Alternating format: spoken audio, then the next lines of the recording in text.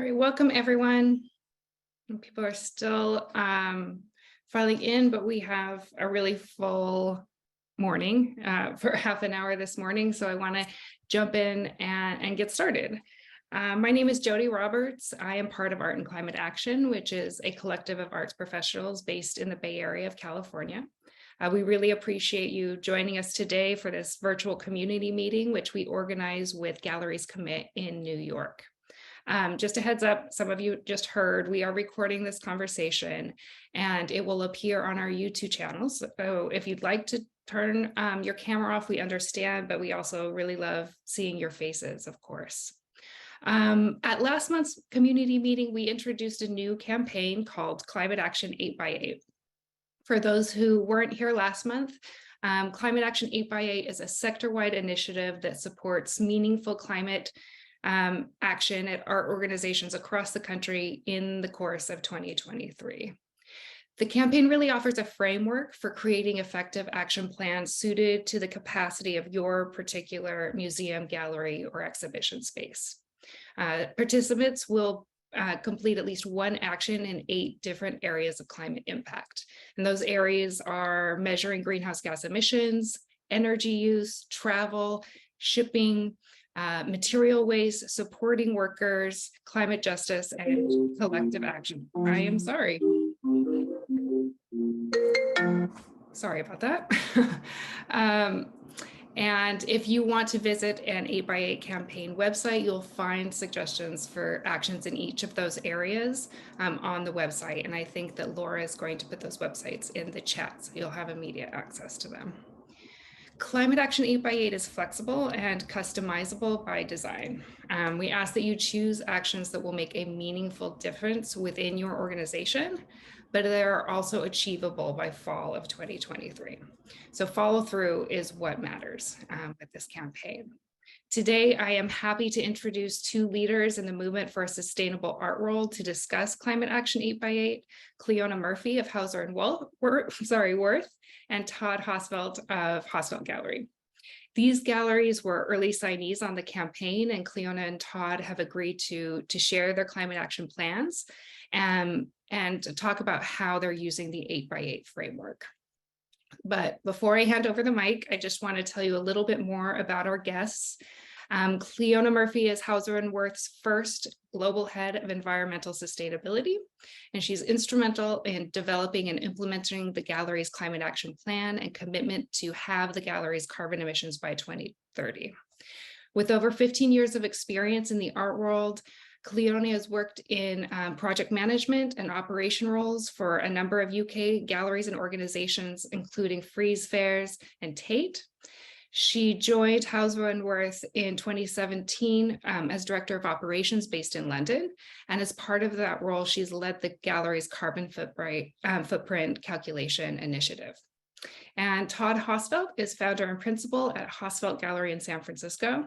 He founded the gallery in 1996 with the belief that art is transformative, with the power to change audiences' worldview. And consistent with that conviction, Hosfelt Gallery aims to really walk the walk in all aspects of its environmental and social impact.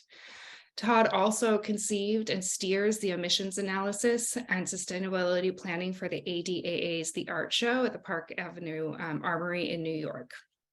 So I thought we'd jump right in. Cliodhna, let's start with you. If you could tell us a little bit about how Hauser Wirth has been approaching improving its climate impact. I know you've been working on this for a couple years, and also a little bit about your 8x8 plan and how it complements or furthers the work that you've been doing. Great. Thank you so much for that introduction, Jody. And great forum to talk about the plan and how to put some action behind the commitments that we've all been making over the past 18 months or so. I guess I would add to, in terms of where Hauser Wirth is coming, is that what's really been important for us at the gallery is that environmental sustainability is integral to our leadership as well. So Ivan Wirth and Manuela Wirth, Mark Peo and New Inventors really see this as key and crucial to our ways of working And that's why my position was created. And so I think that starting out from that point is really has been an incredible way to move the action plan of the gallery forward. So in terms of where we started, measurement is where everyone needs to begin. And it took us a while to get on board and figure out how to do that. But by seeking some expert advice, we went about and found some advisors in the sector that helped us set priorities. And we've now measured our scope 1 and 2 and 3 emissions. So we have a very good understanding of where the drivers are coming from. And from having those, then we know what we need to do to make reductions. I think that, something else that we realized is that everyone's at different stages of this journey. And we want to be advocates and very vocal about sharing what we're doing to help others develop their own action plans. I think in terms of some highlights, I think we could talk about those in our action plan a little bit further on. Jody, is that how you want to structure this? Yeah, absolutely. If you could, I know you've already uploaded your plan. If you could talk through a little bit how you've approached the eight different action areas, that would be great. Yeah, I mean, the way we looked at it was what we've done so far, and then what our plan for 2023 is. And I think what we wanted to do was show people what we had already worked on as examples of how they could do something similar. Obviously, the size and scale of our organization is, there's not many other galleries of the same size, but and so that brings its, challenges and benefits, I guess. But I guess looking at from the measurement perspective, Gallery Climate Coalition has been an amazing tool and resource in order to push us to put our carbon report out into the public domain. We also used the Science Based Targets Initiative to publicly track our emissions reduction target. And there's about 4,000 other companies that have done something similar. In terms of energy, I think that's a particularly interesting one because it's obviously quite location specific. For us, we have the advantage of having operational control over some of our locations. So, for example, in our Somerset site, we're working to decarbonize that. And so that involves ground source heating, air source heating, rainwater harvest collection, and solar. But then in some of the other locations, we don't have that same level of control. In New York, one of our colleagues, Carl Johns, spent a lot of time, researching renewable energy providers in that state, and it's a challenging thing to actually find a proper renewable energy utility provider. But we have signed up to one, but we're still on the kind of search. That's one of the actions that we want to take in 2023 is to find either a more effective power purchase agreement or community solar project that would enable us to use fully clean power. I hope that the Inflation Reduction Act will help with some of that, as it starts to push that through in the sector and more widely. Right. I think another important area for our sector is obviously shipping. For our gallery, that's about 40% of our emissions. And so we've been working closely with Gallery Climate Coalition and also our shipping agents to work to use more sea freight. And so that's one of the plans for next year, that we identify projects on a longer term basis where we can use sea freight and then where we can more effectively use consolidated shipments. we've done some small case studies internally and know that it really does reduce the carbon emissions by using those kind of routes. And the other piece around shipping is that we're working in line with the Gallery Climate Coalition's shipping survey to encourage and work with our shipping partners to standardize the emissions data that we get on our invoices. We're all still battling with that one. It's not an easy way to currently quantify the shipping emissions. You have to work quite hard to get that data.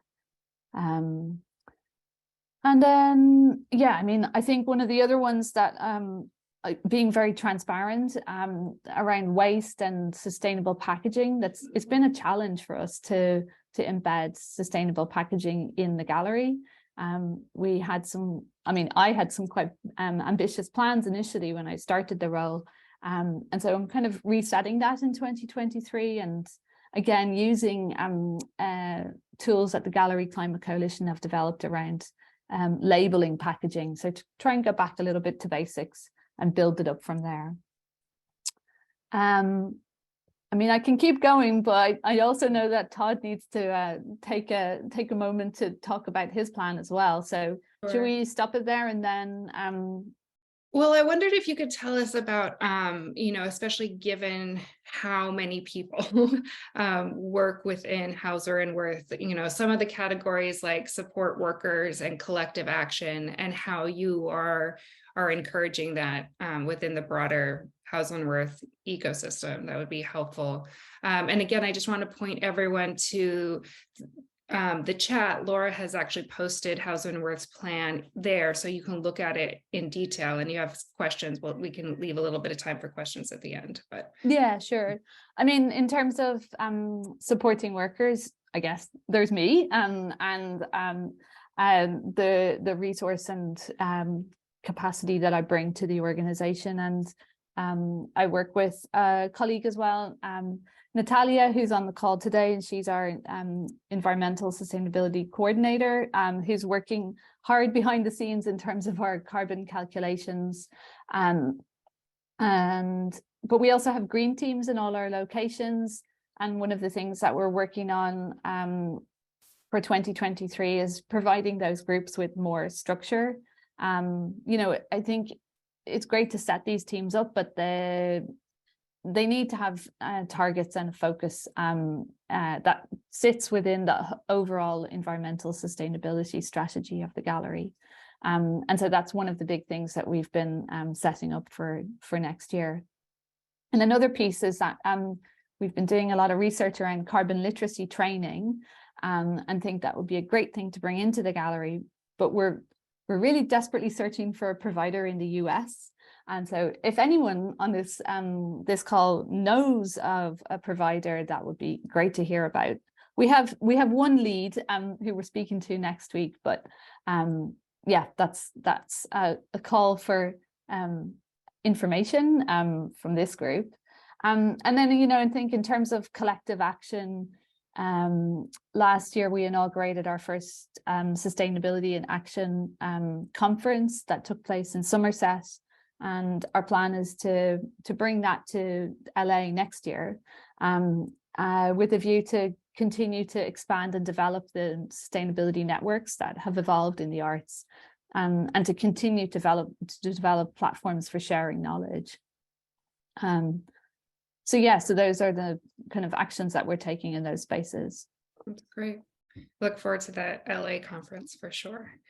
Todd, let's hear what you have been working on. And like Hauser and Wirth, I know Hosfelt Gallery has been centering climate action for a while now.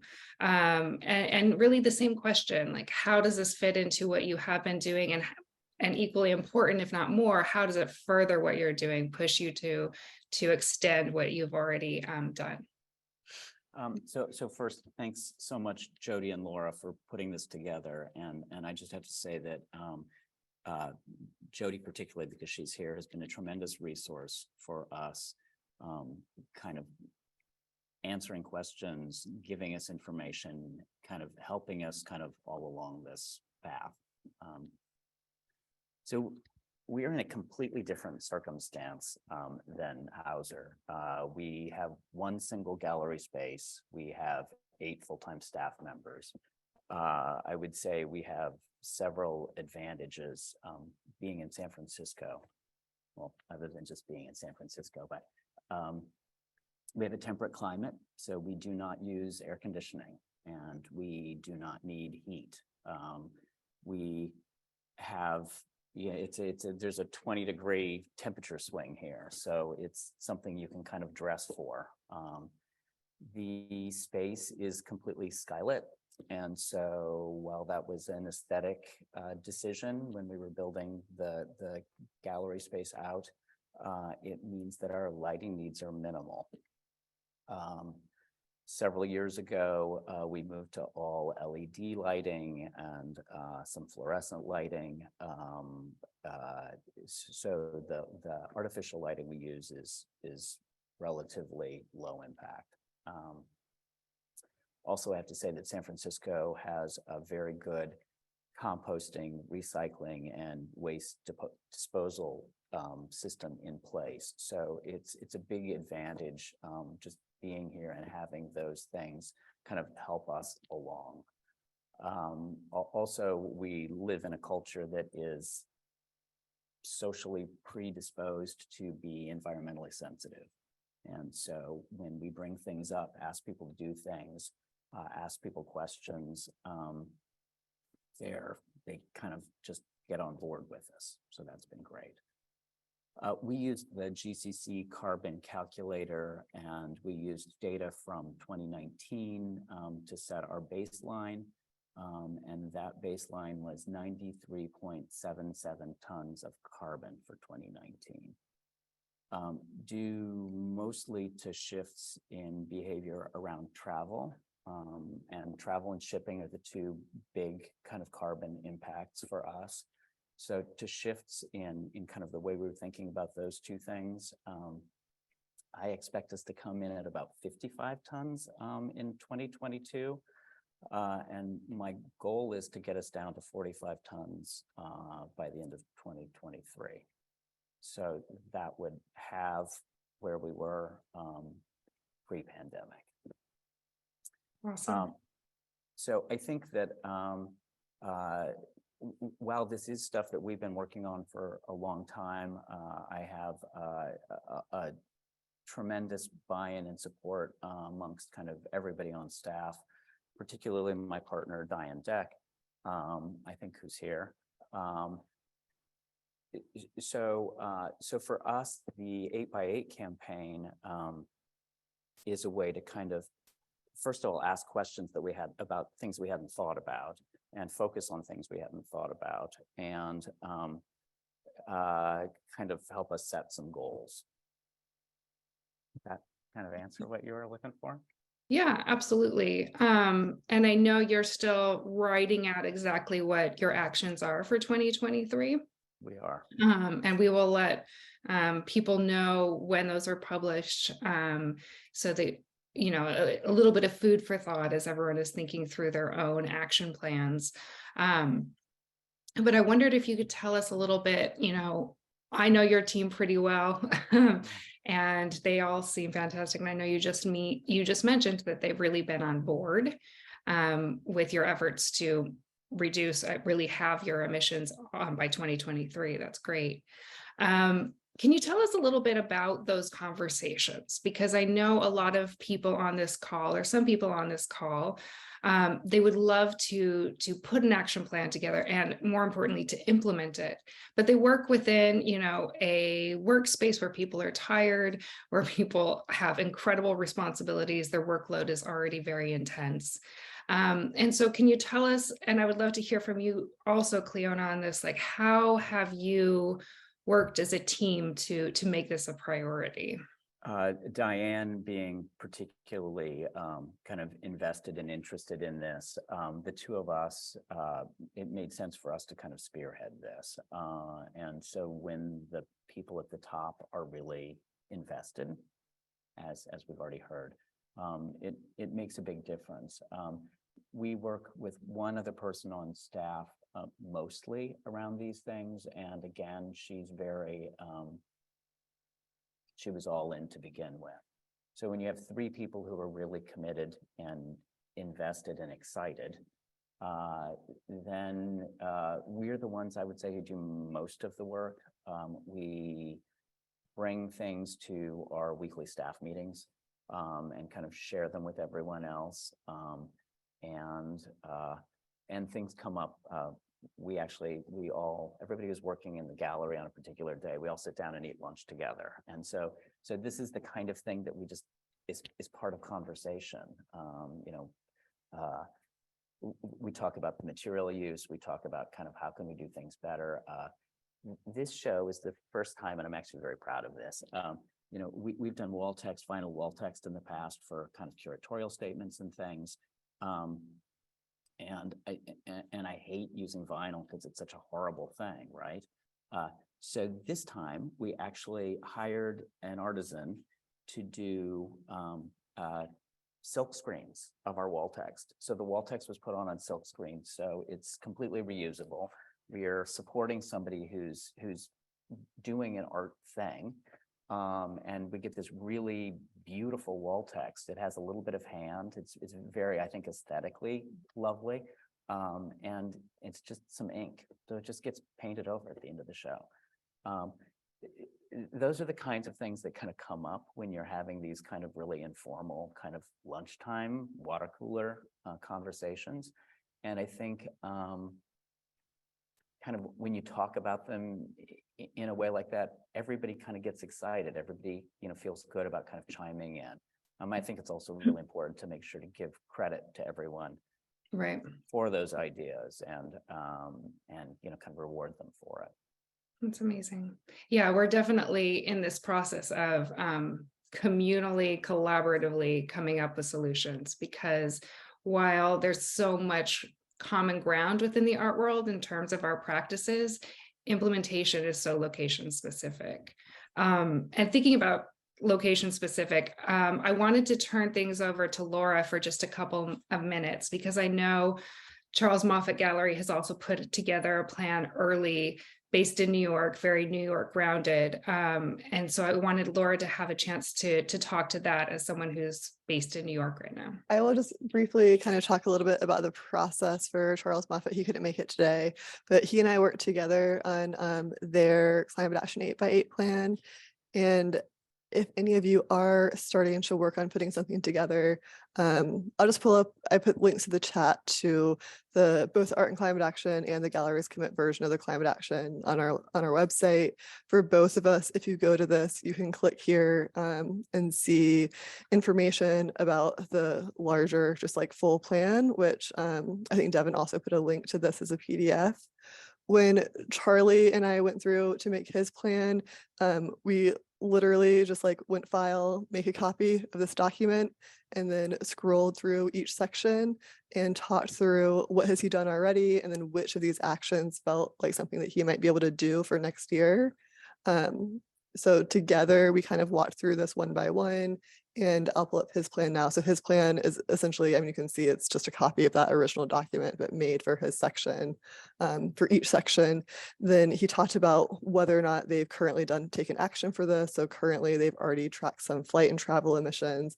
And then for Climate Action 8x8, he committed to calculating emissions from energy use in the building for 2023, emissions specifically from shipping freight for non-local exhibitions and art fairs. And kind of in each section, we went through, summarized what he'd already done, and then pulled either an action directly from that full 8x8 PDF we have, or if something didn't seem like an exact fit, or it wasn't quite applicable to his gallery, then we instead wrote something specific that made sense for him. And then the last thing I'll point out to you guys is those plans on both Art and Climate Action and the Galleries Commit website. We have the Climate Action database under our resources tab. And if you go to this and search for 8x8 in the keywords, then any of the current plans that we have will be populated here. So right now we have a sample gallery plan, which is just kind of like an example of what you could do for your first year of action. And we pointed out, Hauser and Wirth has submitted their plans. You can also go and click through theirs. Those are just resources to help kind of role model and think through as you're putting together your own plan, see what somebody else has done in the process. That's awesome. Thank you. So all of these resources are online. If after this meeting, you're like, where was that action plan? I wanted to see it. You can always reach out to Galleries Commit. You can reach out to Art and Climate Action. We also have other colleagues in LA, several in Europe. We will get you to the right place, and we will always help you to the degree that we can to formulate a plan that really makes sense and is going to be achievable and have an impact in 2023. Are there any questions for Todd or Cliodhna before we go into chat rooms? Can I just a quick plug for the ADAA sustainability thing that we're working on. So the Art Dealers Association hired the global architecture and strategy firm Gensler to work with us on an action plan to improve the impact of the art show, which happens in November in New York. And so we spent the last year working with Gensler, who polled a group of members of the association. We had several kind of Zoom meetings together. They gathered a lot of information. They have put together a proposal that's actually pretty astonishing. And then at the fair that just happened in November, 8 galleries agreed to do very detailed analysis of kind of everything from shipping and travel and hotels and taxis or transport in New York to food and that data is being kind of synthesized right now. When that's finished, which we hope will be in 2 months, the ADA will actually make that information public. So we'll share that with kind of all of the art fairs in the world. We'll make it available to every gallery. And really importantly, and I think that one of the things we don't think about when we're talking about some of this stuff is we worked very closely with the person who's the producer of the art fair. And so this person produces all of the events at the Park Avenue Armory. So all kinds of theater things and other kind of exhibitions. In the process of working with us on the study, she's become completely a believer in this stuff, and she will incorporate everything that she's learning kind of working with Gensler on this in every other one of her programs she's doing. So I think that one thing we all need to remember is everything we do kind of impacts everything else around us. Mm-hmm. Absolutely. Does anyone else have questions? I think it's really interesting that Todd was just rolling back to one of the things he was saying about wall text and of finding alternatives to vinyl. It's exactly one of the projects we're working on at the moment, because we want to move away from that. So it's really interesting that there's, we're echoing what each other are doing. It's just at different sizes and scales, but it's the same conversations. Well, and I think, by sharing this stuff, we can all figure out how to make it work for us in our different circumstances. Yeah, exactly. All right. Well, we have some breakout rooms set up. I will be in the California room. Laura will be in the New York room. If you're not in California or New York, you can join us. We will help anyway. But a huge thanks to Cliodhna and Todd for being here. Even bigger thanks for all the work you're doing when you're not on a Zoom call with us. It's always a pleasure to talk to you and to hear how you're coming up with really incredible solutions. And as Todd noted, sharing them, making sure that people know not just your numbers, your measurements, but what you're doing to impact those numbers and measurements. So thank you so much for sharing. Appreciate it.